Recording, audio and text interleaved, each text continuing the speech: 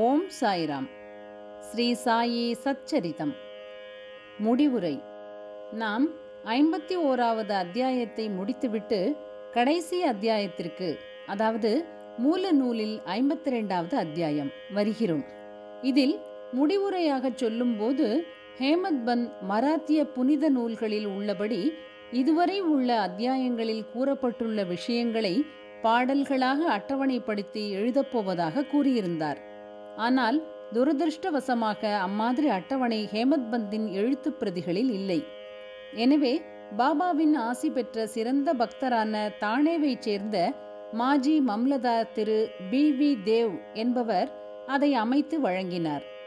ஆங்கில புத்தகங்களில் ஆரம்பத்தில் அட்டவணை கொடுத்து ஒவ்வொரு அத்தியாயத்தில் கண்டுள்ளவற்றை அதன் தலைப்பில் கொடுப்பது போல் இந்த அத்தியாயத்தில் கண்டுள்ளவற்றை அட்டவணையின் கடைசியாக கருத வேண்டாம். எனவே இதை முடிவுரையாக கருதுவோம். துரதிருஷ்டவசமாக இந்த அத்தியாயத்தின் கையெழுத்து பிரதியை சரிபார்த்து அச்சிடும் வரையில் ஹேமத் பந்த் உயிருடன் இல்லை. அது அச்சகத்துக்கு அனுப்பப்படும் சமயம் தேவ் அவர்கள் அவற்றின் முடிவற்ற நிலையையும் சில இடங்களில் புரிந்து கொள்ள முடியாத நிலையில் இருப்பதையும் கண்டார். ஆயினும் அது அவ்வாறே பிரசுரிக்க வேண்டியதாயிற்று. அவற்றின் முக்கியமான தலைப்புகள் இங்கு சுருக்கமாக கொடுக்கப்பட்டுள்ளன. சத்குரு சாயி மகிமை. விருப்பு வெறுப்பு இல்லாதவரும் உயர்வு தாழ்வுகளை கருதாதவரும், எவருக்கு பக்தர்கள் எல்லோரும் ஒரே மாதிரியாக காணப்படுகிறார்களோ, எவர் உயிரினங்கள் எல்லாவற்றிலும் எவ்வித பேதமும் இன்றி கலந்து நிற்கிறாரோ, எவர் இந்த அண்டச்சராச்சரங்களில் உள்ள அசையும் அசையா பொருட்களை பகவான் பிரம்மனுடைய ரூபத்தில் உண்டாக்கி வீடுகள், அரண்மனைகள் மற்றும் ஆகாயம் இவை யாவற்றையும் சூழ்ந்து நிற்கிறாரோ, அந்த சமர்த்த சாயியை சாஷ்டாங்கமாக நமஸ்கரிக்கிறோம்.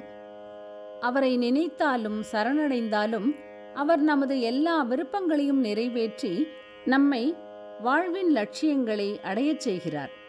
லோகாயத இச்சைகளாகிய இந்த சமுத்திரத்தை கடப்பது மிக கடினம். மோகம் என்ற அலைகள் உயர்ந்து தீய எண்ணங்களாகிய கரையை நோக்கி ஓடி மோதுகின்றன. ஆதலால் நமது மன வலிமையாகிய மரங்கள் வேருடன் வீழ்த்தப்படுகின்றன. அகங்காரம் என்னும் காற்று கடுமையாக வீசி கடலை கொந்தளிக்கச் செய்கிறது. வெறுப்பு, கோபமாகிய முதலைகள் பயமின்றி திரிகின்றன. நான், எனது என்ற எண்ணங்களும் மற்ற சந்தேகங்களும் நீர்ச்சூழல்களாக இடையராது சுற்றி கொண்டிருக்கின்றன. திட்டுதல், வெறுத்தல், பொறாமை ஆகிய எண்ணற்ற மீன்கள் அங்கு விளையாடுகின்றன. இவ்வளவு பயங்கரமானதாகவும் கொடுமையானதாகவும் இந்த கடல் இருந்தாலும் சத்குரு சாயி இதை அழிக்க வல்லவர். அவரது பக்தர்கள் இதை பற்றி பயமடைய வேண்டியதில்லை. நமது சத்குரு இந்த கடலை பத்திரமாக கடப்பதற்கு படகு போன்றவர். பிரார்த்தனை. இப்போது நாம் சாய்பாபாவின் முன்னே முழுவதுமாக விழுந்து அவரது பாத கமலங்களை பற்றி கொண்டு கீழ்கண்டவாறு எல்லோரும் எல்லாவற்றிற்குமாக பிரார்த்திப்போம். எங்களது மனம் கண்டவாறு அலையாமல் தங்களை தவிர வேறு எதையும் விரும்பாமல் இருக்கட்டும். இந்த சச்சரிதம் எல்லோருடைய இல்லங்களிலும் இருந்து தினசரி பாராயணம் செய்யப்படட்டும். இதை தினமும் முறையாக படிப்பவர்களின் துயரங்களை தீருங்கள். பலஸ்ருதி, அதாவது பாராயண பலன். இச்சரிதம் படிப்பதால் நீங்கள் பெரும் நலன்களை பற்றி சில வார்த்தைகள். புனித கோதாவரி நதியில் குளித்துவிட்டு ஷீரடியில் உள்ள சமாதி மந்திரில் உள்ள பாபாவின் சமாதியை வணங்கி தரிசித்து இந்த சச்சரிதத்தை படிக்கவோ அல்லது கேட்கவோ வேண்டும். இதை செய்தால் உங்கள் உடல், பொருள், ஆவியை தாக்கும் தீங்குகள் மறையும். தற்செயலாக சாயியின் கதைகளை நினைப்பதன் மூலம் உங்களை அறியாமலேயே நீங்கள் ஆன்மீக வாழ்வில் விருப்பம் கொள்வீர்கள். இச்சரிதத்தை ஆர்வமுடனும் பக்தியுடனும் படிப்பதால் உங்கள் பாவங்கள் அழிக்கப்படும். ஜனன மரண சுழலை ஒழிக்க நீங்கள் விரும்பினால் சாயியின் சரிதங்களை பாராயணம் செய்து அவரை நினைத்து அவரது திருவடிகளில் உங்களை சேர்த்து கொள்ளுங்கள். நீங்கள் சாயி சரித சாகரத்தில் மூழ்கி மேலெழுந்து அதன் இன்பத்தை மற்றவர்களுக்கு கூறும்போது அவற்றின் புது புது நித்திய சுகந்தத்தை உணர்ந்து மற்றவர்களையும் தொல்லைகளில் இருந்து காப்பீர்கள். சாயியின் உருவையே நீங்கள் தொடர்ந்து தியானித்தால் நாளடைவில் உருவம் மறைந்து உங்கள் தன்னுணர்விலேயே கலந்துவிடும். தன்னை அறிதலும் பிரம்மத்தை உணர்தலும் மிக கடினம். ஆனால் சகுண பிரம்மாவாகிய சாயியின் உருவத்தின் மூலம் வழிபட்டால் உங்கள் பிரம்ம உணர்வின் முன்னேற்றம் எளிதாகும். பக்தனானவன் தன்னை சாயியிடம் பரிபூர்ண சரணாகதி ஆகிவிட்டால் தன்னுடைய தனித்தன்மையை இழந்து ஐக்கியமாகி கடலுடன் நதி சங்கமிப்பது போல் அவருடன் ஒன்றாகிறான். கனவிலோ உறக்கத்திலோ அல்லது விழித்திருக்கும் நிலையிலோ இவ்வாறு அவருடன் இரண்டர கலந்தால் நீங்கள் சம்சார பந்தத்தை ஒழிக்கிறீர்கள். யாராயினும் குளித்துவிட்டு அன்புடனும் உண்மையுடனும் இதை ஒரு வாரத்திற்குள் படித்து முடித்தால் அவர்களை பீடித்த கேடுகள் மறையும். படிக்க கேட்பவர்களுக்கு வரும் அபாயங்களும் நீக்கப்படும். இதை பாராயணம் செய்து செல்வத்தை விரும்புபவன் செல்வத்தையும், நல்ல வியாபாரிகள் வியாபாரத்தில் வெற்றியையும் அடைவர். உண்மைக்கும் பக்திக்கும் தகுந்தவாறே பலன்களும் அமையும். இவைகளின்றி எவ்விதமான அனுபவமும் இல்லை. இச்சரிதத்தை பக்தியுடன் படித்தால் சாயி மனமகிழ்ந்து உங்கள் அறியாமையையும் ஏழ்மையையும் நீக்கி உங்களுக்கு ஞானமும் செல்வமும் க்ஷேமமும் நல்குவார். கருத்தூன்றிய மனத்துடன் ஒவ்வொரு நாளும் ஒரு அத்தியாயம் படித்தால் அது எல்லையற்ற ஆனந்தத்தை கொடுக்கும். தனது நலனை எவன் மனதில் கொண்டுள்ளானோ அவன் கட்டாயம் கவனமாக படிக்க வேண்டும். தொடரும் பிறவிகளில் ஒவ்வொரு பிறவியிலும் எப்போதும் சந்தோஷமாக அவன் சாயியை நினைப்பான்.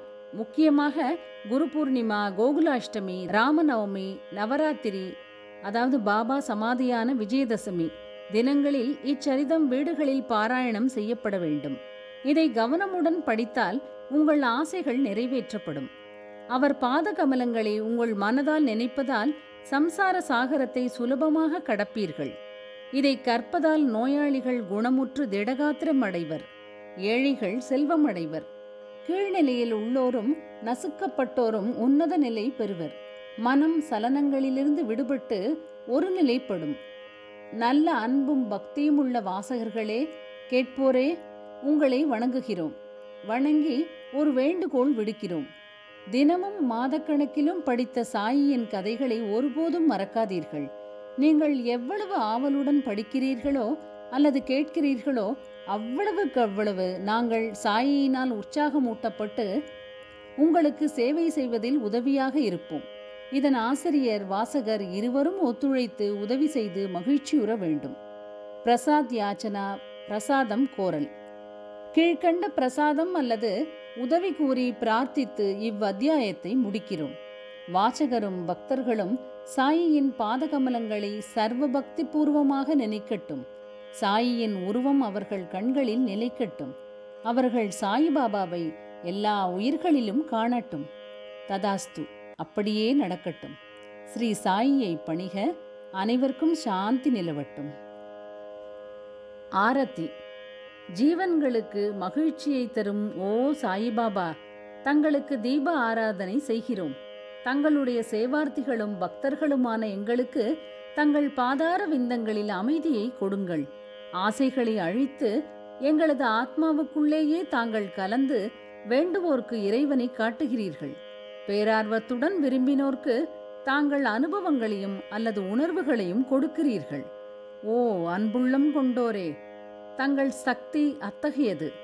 தங்கள் திருநாம ஸ்மரணை எங்கள் சம்சார பயங்களை போக்குகிறது. தங்களது லீலைகள் ஆழங்காண முடியாதவை. எப்போதும் ஏழைகளுக்கும் ஆதரவற்றோர்களுக்கும் அருள்கிறீர்கள். இந்த கலியுகத்தில் சர்வவியாபியான தத்தாவாகிய தாங்கள் சகுண பிரம்மமாக உண்மையில் அவதரித்தீர்.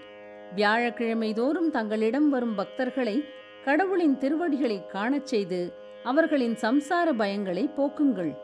ஓ இறைவனுக்கெல்லாம் இறைவனே, எனது செல்வங்கள் யாவும் தங்களது சேவையில் இருக்க வேண்டும் என பிரார்த்திக்கின்றேன்.